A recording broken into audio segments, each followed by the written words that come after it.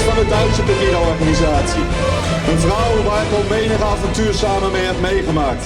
En daarmee bedoel ik natuurlijk op het demonstratiegebied. Ze was namens Pegida kandidaat burgemeester in Dresden. Ze haalde daar 9,6% in een stad met meer dan 500.000 inwoners. En ik denk dat is een enorme prestatie zonder de financiële middelen die de partijen normaal hebben.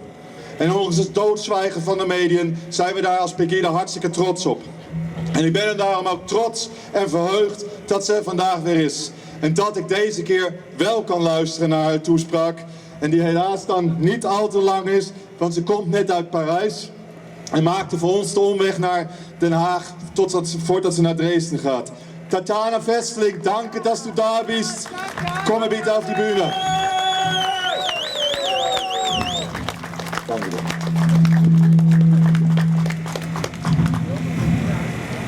Guten Tag, Den Haag. My name is Tatjana and I'm from Pegida in Dresden. Right now I directly come from Paris, where I joined a conservative, yes you can call it a right-wing think tank. And at their conference I had the chance to introduce Pegida as the biggest and longest resistant movement ever. Here in Holland, in your country, a circle of highly influencing people was born, the Bilderberger Conference. It was May 1954 when in Oosterbeek some rich and mighty people secretly met at the Hotel de Bilderberg. Prince Bernhard of the Netherlands has been among the founders of that New World Order gang. And since that time, always one member of the royal family is participating in these highly secret talks where people from politics, economic and high finance meet. Members of these conferences prepare important political and economic decisions without any democratic legitimacy and public control. Nobody is even allowed to talk about what's going on behind closed doors. And even the media is invited, but they report they report like nothing. Isn't that interesting? Around 130 very important people meet for 4 days and nothing will be published and told to the public. And now, this year, the Bilderbergers will meet in Dresden, the hometown of Pegida. Dresden is the main capital of resistance in Germany. And since my visits in Paris, Prague and Poland, I can say Dresden is even more. It's the capital of conservative, resistant and freedom movements in Europe. From the 9th to 10th of June, the Bilderbergers will meet at the Kempinski Hotel, which is very close to our Pegida Theaterplatz. This is absolutely no coincidence. They planned it exactly there, because at no other place in Europe they can show that they don't care about the European people. It's a confrontation, but not only on our movement Pegida, it's also an attack on our European resistance. All of us demonstrators want to keep our Europe strong as we know and love it. We want to conserve our European high culture and beware their variety. And of course, we want to live free and without Islam. But the Bilderbergers, who are exactly the elites we are fighting against, they send a hidden message to all of us.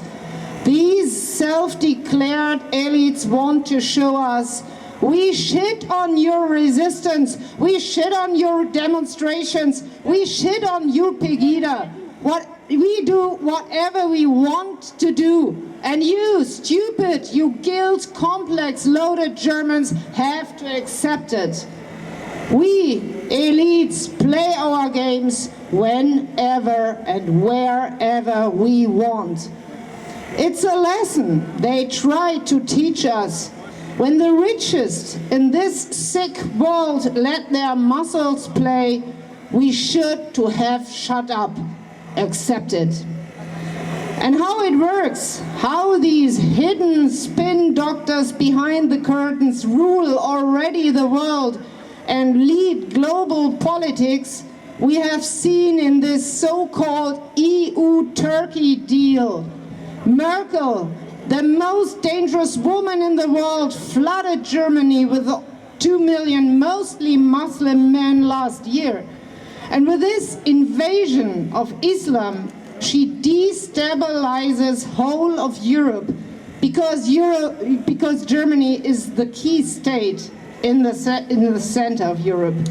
But why does Merkel do what she does? Because she is a fulfiller. She gets her orders by important and mighty influencers. Merkel acts according to the plans of the so-called multi-billionaire George Soros. He launched his project Syndicate already in September 2015. It's a 6-point manifesto for managing an annual influx of at least 1 million asylum seekers into Europe. The scheme calls for establishing a high centralized administration for the management of Europe and the thinning out of the native European ethnic populations by mass immigration of the Middle East and Africa. And the connection between Soros and Angela Merkel is a little-known figure, Gerald Knaus. He's director of the European Stability Initiative, a Soros-funded think tank. And this one-man show, Gerald Knaus, worked out the blueprint for Merkel's asylum policy. Close cooperation with Turkey, huge flooding of asylum seekers and refugee quotas to EU member states. Dear friends, what we see is a quarrel of forces. Soros, Bilderbergers and other hidden high finance kings, all these fucking god players declared to us, the people of Europe, nothing else but war. They created the refugee crisis to introduce a European central government, a European dictatorship. But I will tell you one thing, you will not win. You are only arrogant, overbearing people with fantasies of omnipotence. You are some sick people of a diabolic gang. All of you show psychopathic symptoms, and of course, all of you are almost drunk by your own wonderful self. You God players need your meetings, your Bilderbergers, your NGO chess games, like junkies need the needle. And your narcissistic greatness exists only in your minds. You need each other to confirm yourself, your greatness. But you are not great. Because we refuse to applaud your egos. You depend on us because in our reception, in our minds, you will never get that influence which you need to fuel your own dependency on fame and might.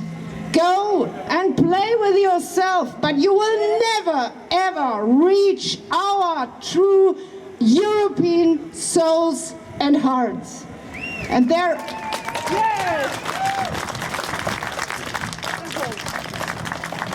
And there is a growing amount of Europeans who learned from history, patriots who are willing to defend and fight for freedom.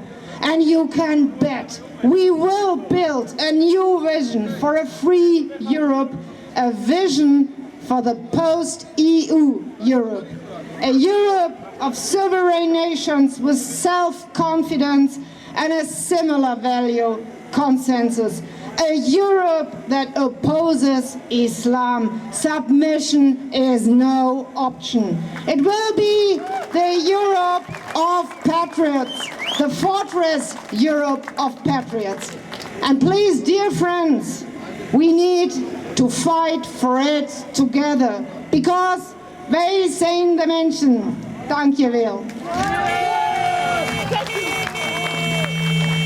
Dankjewel, Tatjana. Zoals altijd weer ware woorden.